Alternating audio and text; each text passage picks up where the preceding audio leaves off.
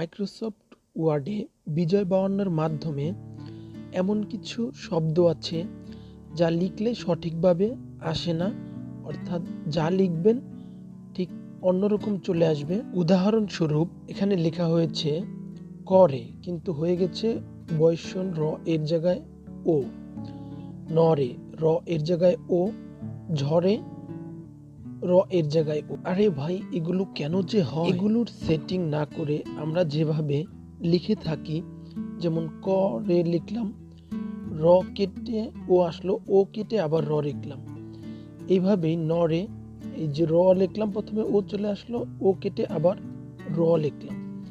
তো এইভাবে আমরা এগুলো ঠিক করে থাকি। এরপর নিচে আরো একটি লিখলাম পরে, কিন্তু হয়ে গেল দীর্ঘ ই ও একার।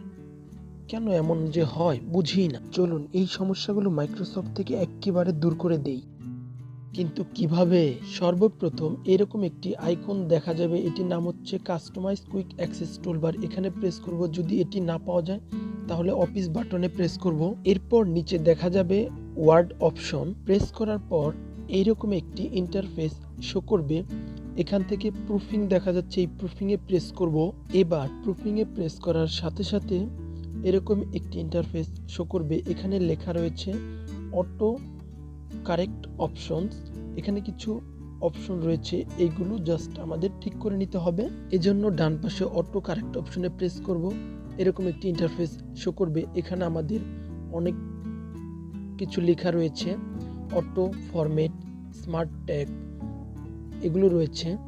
এই যে দেখা যাচ্ছে এখানে show auto correct option button, correct two initial capital, capitalize first letter of sentence, capitalize first letter of table, এই অপশনগুলো রয়েছে। তো আমরা কি করব, এই প্রত্যেকটি অপশনের টিক মার্কগুলো উঠিয়ে দিব।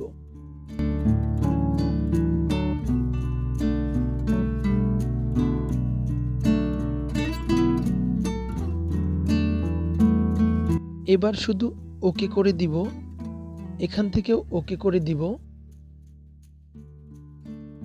আমাদের কাজ শেষ। চলুন দেখি আমরা টেস্ট করে যে আমাদের কাজগুলো সঠিকভাবে হয়েছে কিনা। এবার আমরা আবার লিখলাম করে, কোনো প্রবলেম হচ্ছে না, নরে কোনো ধরনের প্রবলেম দেখা নাই, ঝড়ে পড়ে। তো এইভাবে আমরা আমাদের এই লেখাগুলো সঠিকভাবে লিখতে পারবো, আমাদের সময় অনেক বেঁচে যাবে। ভিডিওটি ভালো লাগলে লাইক দিন। আল্লাহ হাফেজ।